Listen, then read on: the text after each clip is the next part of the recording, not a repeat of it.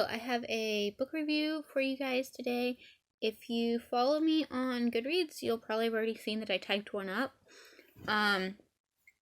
But this is Chaos Gods by David Kaemmerer. So, I'm going to hold this up a little bit closely.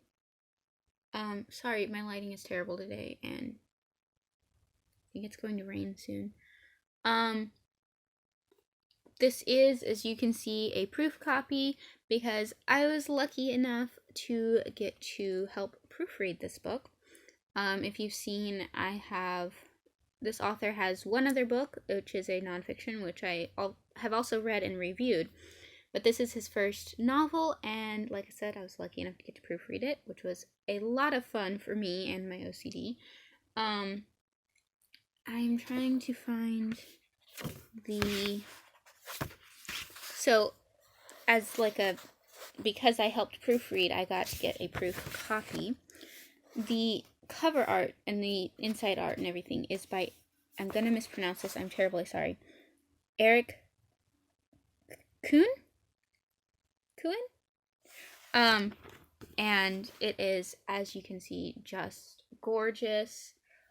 I love the cover, of course, but I really like this, which if you're one of the first certain number, I don't remember, I'm sorry, of people to do a review for this online, you get one of these really cool stickers of that part of the art, which it's the kind of design that I love from books that I enjoy or movies I enjoy or anything, because it's not obviously apparent that it's not like a cover or anything, but it's something really relevant to what actually happens. So that's the kind of thing I really enjoy. And if you leave the back on the sticker, you can use it as a bookmark, which I was gonna put this on my Kindle, but now I can't decide if I would just want to keep it as a bookmark or not. So I don't know, but either way, I was quite excited about that as well. But getting into this is book 1 of a series, which will be called the Purgatory Journals. And as you can see, which I probably already said, I'm a little scatterbrained today, which is why I'm filming today instead of yesterday. Yesterday I was really scatterbrained. But, yes, the title of this one is Chaos Gods. And no, I have not heard anything about when book 2 would be coming. I don't think it's even been started quite yet. But this is a fantasy novel set in a world called Purgatory, which, if you think of, I'm trying really hard to figure out how to phrase this without making people angry, but I'm just gonna spit it out. If you think of like Catholic purgatory or different branches of Christianity purgatory, it's kind of like a mix between that and Purgatory from Supernatural, the TV show, if you've seen that, and then a bunch of other stuff too. So our main character, I can talk. I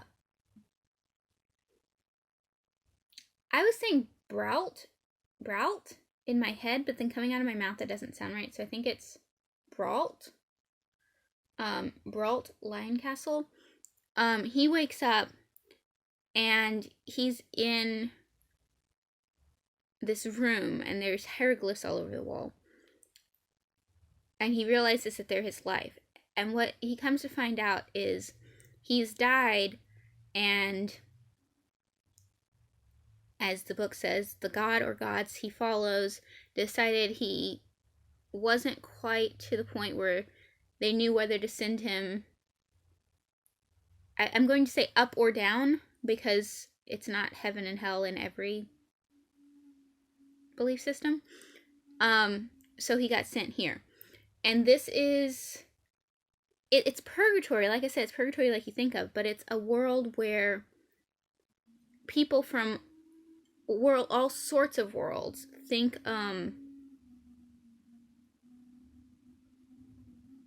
multiverse theory, are sent. And So there's people from all over, there's people from different worlds that kind of cross over with people you've heard of from our world. There's gods and beings and types of people from all sorts of mythologies, which that kind of mashup is something that I love in books. It's something that will absolutely get me want to read it. This series is based on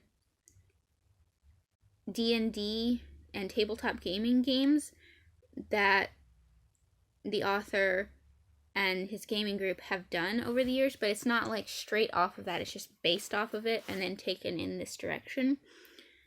So if you like D&D, if you like Rat Queens, the graphic novel series, I would definitely recommend picking this one up, because, and vice versa, if you read this and you like it, go read Rat Queens.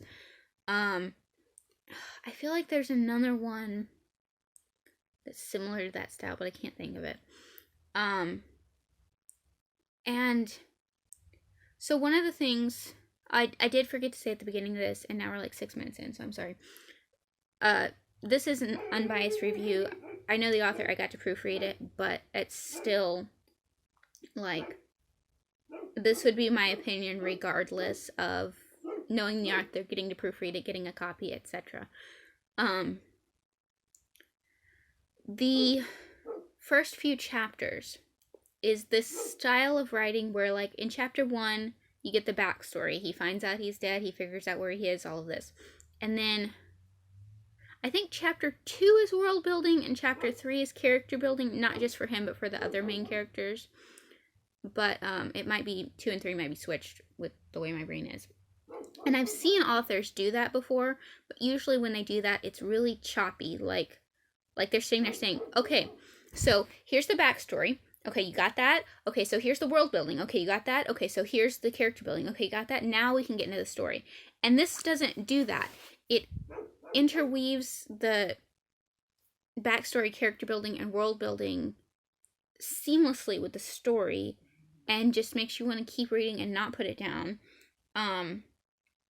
Reading this and working on it got me temporarily out of my reading slump, and then I was slumpy again after I read it because I couldn't find anything similar in my stacks that need to be read, and I was sad. And